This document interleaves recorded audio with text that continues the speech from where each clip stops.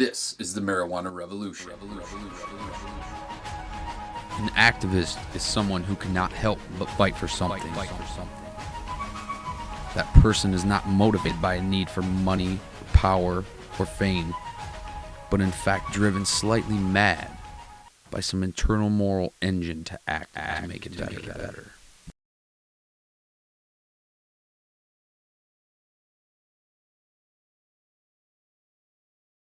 Good evening, ladies and gentlemen. I'm Shiloh Stevens, and this is the Marijuana Revolution.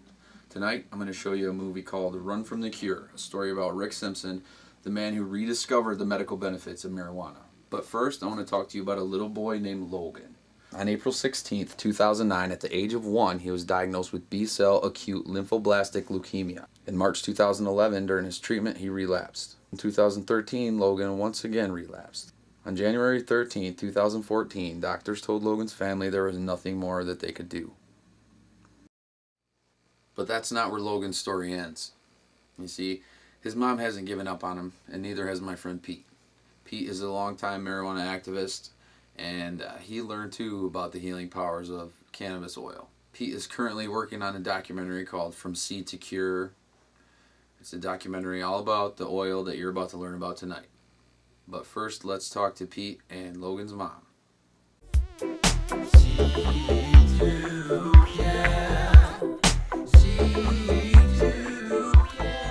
My name's Uncle Pete. We're here in my garage. We're here with Kim, the mother of Logan. Team Logan was just formed about a week ago, maybe 9 days ago. Logan was, or is, a leukemia patient. He's 6 years old. He's been fighting since he was 1. I believe. He's been through the whole gamut of modern medicine as far as what they have to offer.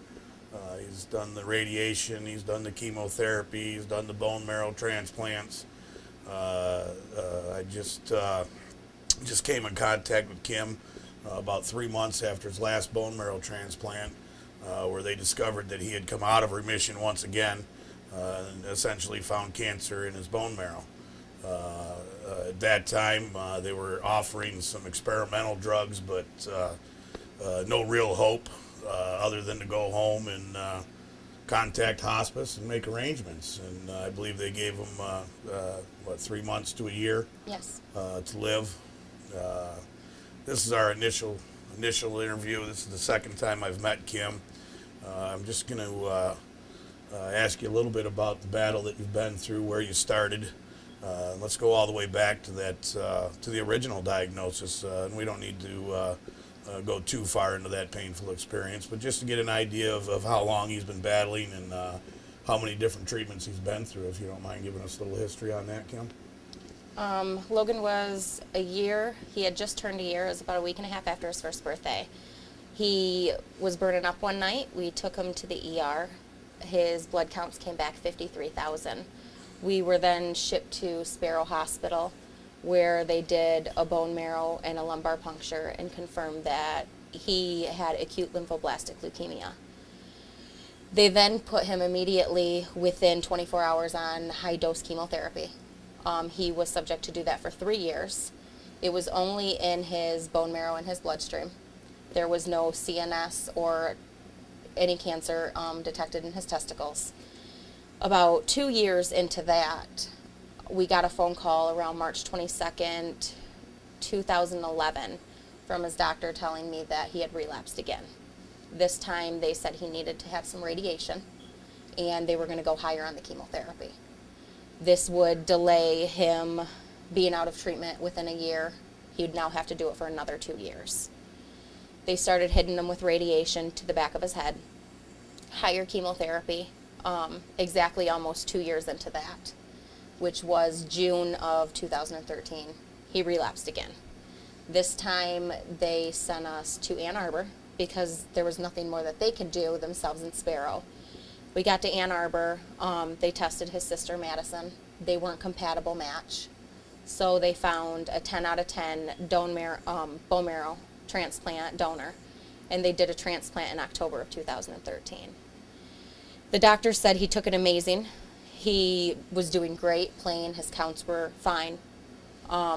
Post-transplant for the first 100 days, is very risky. There's chances, complications that he might not make it and pass away. Doctors and I had discussed that if another relapse had ever happened, there would be no more treatment for him due to toxicity. His organs are pretty much maxed out with as much chemotherapy they can possibly give him now. Then it came to, I think it's been 10 days now, we went down to Ann Arbor to get his counts, and his blood count, his white blood count was 20.1. They had told us that he relapsed again. 90% of his bone marrow is producing cancer, and there's 35% blast in his bloodstream.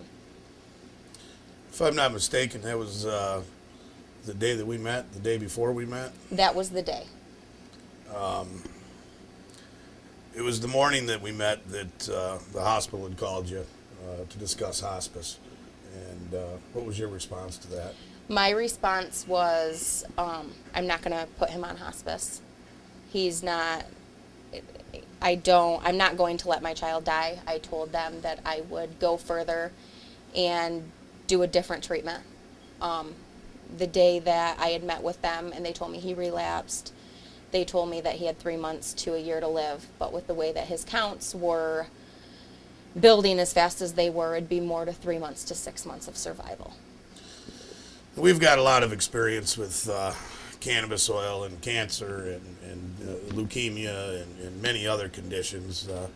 And I know that from our first conversation, I'd like to think there was a little more hope than what the doctors had to offer you, if nothing else. Absolutely. You know, I think it's important to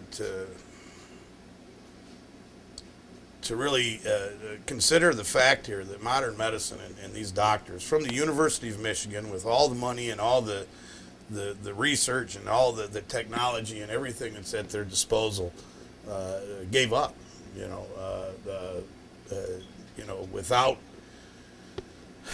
Without the willingness to look at the very obvious options and solutions to this problem of Logan suffering from leukemia. Number one, with diet, some of the bad advice that I feel, in my very humble opinion, I'm not a doctor, I'm not a nutritionist, I'm just a simple guy out of Prudenville that happens to kick some cancer's ass once in a while. From day one, they told you don't worry about what to feed them.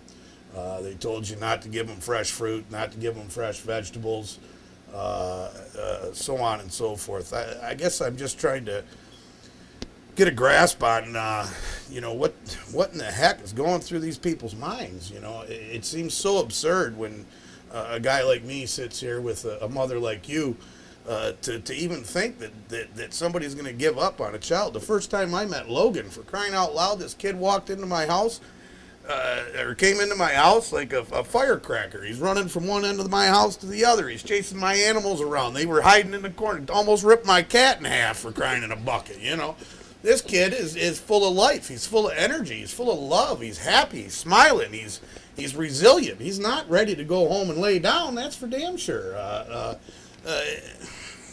And I just can't help but express a little bit of that frustration that you might be feeling there. So let's go on to what we are doing. Let's go on to the positive. Obviously we've chose cannabis oil as a treatment, as a last resort in this case, really. And in my opinion, I think it should have been a first resort, but woulda, shoulda, coulda isn't going to get us very far right now. But on the day that we started the treatment, just to go over some of those lab tests and those results that you had that day, if I remember correctly, you had, you go ahead and tell us, what were those levels on that day? And I know you said them once, but let's do them again, and then let's talk about where they're at now. All right. On the day of diagnosis, 90% of his bone marrow was producing all cancer. 35% of his blood was all blast, which is cancer cells. His white blood count was 20.1, which is very, very high. He went and got labs done initially 4 days after that at Sparrow, and his white blood count had then turned normal. It was back to 3.2. With their instruments, they couldn't detect any cancer cells. A few days later, the following Monday, we went and got labs done again at Ann Arbor. It showed that there was only 8% blast. His white blood count was 2.0, which is normal. His hemoglobin and platelets had dropped, but due to the cancer cells making all cancer and no proper blood cells that it needs to make. I had asked the doctor herself if any sort of treatment that she gave during the LP would have made his counts drop and go back to normal. She assured me that there is no way the little bit of chemotherapy she used during his spinal would have leaked into his blood and made his blast disappear to only 8%. Amazing. Just to clarify, in the very beginning, you said on the date of diagnosis, that was the diagnosis of the relapse just a couple weeks ago, correct? Yes, I think it was January 14th. How many days has it been now that we've been on the oil then? I think we are on day 9 or 10. Sounds right. And I guess just a lot of people have questions about beginning dosages, as you did before you started. What dose did you start at, and how did you progress, and where are you at now? I started at 0.05. We did that for 4 days. After 4 days, we had bumped it up to 0.1. 4 days after that, his current dose right now is 0.2, and he's handling it fine. And to clarify that, that would be 0.1 milliliters or 0.2 milliliters, or a cc would be the same thing as a milliliter. And I'll take that one step further. We talk about oil by weight or by grams a lot, which is very misleading for some folks because we do measure it by volume, and I won't go too far into that. But we put it into syringes, and that's the way that we store it. 1 cc, 1 cubic centimeter is equivalent to 1 milliliter. So your starter dose was 0.05 cc's or 0.05 mLs, and double every 4 days until we get up to that full gram a day. And with the recent doses, or most of the doses, you decided to cut them into half, if I'm correct, right? Yes, I give them I give him 0.1 in the morning, and then I give him another 0.1 at night. And what kind of effects do you see from the oil as far as, and how do you feel about giving the oil to a child? You know, there's a lot of people out there that don't feel that that's the right thing to do, you know. How do you feel about that? I, as a mother, to hear the words that your child's going to die, the first thing you think in your head is, you know, 3 to 6 months, the year the longest, you're gonna bury your child. You know, you have to plan funeral arrangements. What parent wants to think about that? I've researched a little about the oil before talking to you. Speaking to you, out of all the chemotherapy decisions I've ever made, I've never felt so secure and comfortable with making the decision I made to place my son on oil, ever. He slept the first dose for probably 38 hours, maybe was awake 2 out of those. He used the bathroom, ate, drank. Mind you, within a 7-day period, he gained almost 5 pounds. He was at 34 pounds. He's now at almost 40. All right. I haven't seen him at 40 pounds in years, you know, without steroids. He's doing amazing. So him sleeping a lot, as a mom, I think I felt more alone because he was sleeping. You know, there wasn't no interaction. But he was recovering. When he woke up, he was happy. He might have been whining a couple times here and there, but he asked for his medicine now. When he's feeling fine, he will ask me to go get it for him, and I'll go get it. You know, he's happy as can be. One thing I want to discuss just for our own protection, and because there's people out there that are curious about this as well. Logan is a legal medical marijuana patient here in the state of Michigan. And what did you have to do to get him certified as a legal patient? I understand his oncologist was the first doctor that signed for him. Yep. And in the state of Michigan here, it requires 2 doctor signatures to certify a child. So you got your oncologist for the first one, and then a second doctor as well. Is that correct? Yep. The second doctor was actually the medical marijuana doctor who signed the paperwork. And then we got him his Michigan State ID and sent it in. Right on. Just to clarify a little bit about you know, what it takes to get a child certified, and it is 100% legal here in the state of Michigan to treat a child with medical marijuana, and that should be a viable option as far as I'm concerned. That should be discussed with children long before they're sent home on hospice. You know, A lot of times, the only time we get a chance to help somebody like you or like Logan is after the medical system's given up. And the bottom line is that we've got countless cases, including cases of pediatrics with ALL that are going through chemotherapy on oil versus patients that are not on the oil. And it's night and day difference, you know. You've got the child here that's on oil and chemotherapy and radiation and all this stuff that's still eating and sleeping and playing and has hair and so on and so forth. And then you got the rest of these kids that aren't on it that are what we normally see or expect to see when we see a child suffering from cancer or going through these treatments. And I think it's important to understand that most of the sickness, from what I gather, is from the chemo and the radiation. I mean, the treatment's pretty horrid. We have pictures of Logan where the radiation, you know, all the way down the spine is just red and swollen and nasty and just painful. You can tell it hurts. And man, I don't call that a successful treatment at all when you've got to do that much damage to a child. Now with the oil, have you seen any negative side effects? Have you seen it cause him any pain or any sores or any issues? No. Okay.